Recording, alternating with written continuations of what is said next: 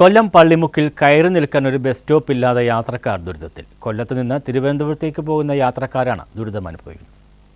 Kottiyam, Chathannoor, Parippally, Kallambalam, Attingal, Mangalapuram, Kaniyapuram, Kazhakkoottam, Thiruvananthapuram medical college തുടങ്ങി അതിദൂര പെർമിറ്റുള്ള KSRTC ബസ്സുകൾക്ക് സ്റ്റോപ്പുള്ള പള്ളിമുക്കിലാണ് യാത്രക്കാർ bus കാത്തിരിപ്പ് കേന്ദ്രമില്ലാതെ വലയുന്നത്. കൈക്കുഞ്ഞുമായി വരുന്ന ബസ് യാത്രികരാണ് ബസ് സ്റ്റോപ്പില്ലാതെ കൂടുതലും വലയുന്നത്. കൊടും ചൂടിൽ നിരവധി യാത്രക്കാർ ശരീരം തളർന്നു വീണ സംഭവങ്ങൾ ഉണ്ടായിട്ടുണ്ടെന്നും നാട്ടുകാർ പറയുന്നു. പിന്നെ ഒരു ചിരകാല സ്വപ്നമാണ് നമ്മളെ ഈ പള്ളിമുക്ക് ജംഗ്ഷനിൽ ഒരു ബസ് സ്റ്റോപ്പ് ഉള്ളത്. യാത്രക്കാരെന്ന് പറയുന്നത് ഒരു വെയിലത്താണ് നിൽക്കുന്നത്. അവർ മറ്റുള്ള കടകളിലെ ആശ്രയിച്ചുകൊണ്ട് ടൗണിലാണ് അവർ ഇപ്പോൾ തൽക്കാലം നിൽക്കുന്നത്.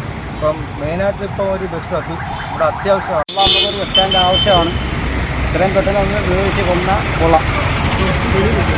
അതെ, പൊതുജനങ്ങൾ വലയുന്ന ഒരു സാഹചര്യമല്ലേ യാത്രക്കാർ ഒരുപാട് ബുദ്ധിമുട്ടും കാര്യങ്ങളും മഴയായാലും ഒരേ കടയിൽ കയറിയാണ് നിൽക്കുന്നത്. അതുകൊണ്ട് എത്രയും പെട്ടെന്നൊരു ബസ് സ്റ്റാൻഡ് അടിച്ചാൽ വലിയ ഉപകാരം.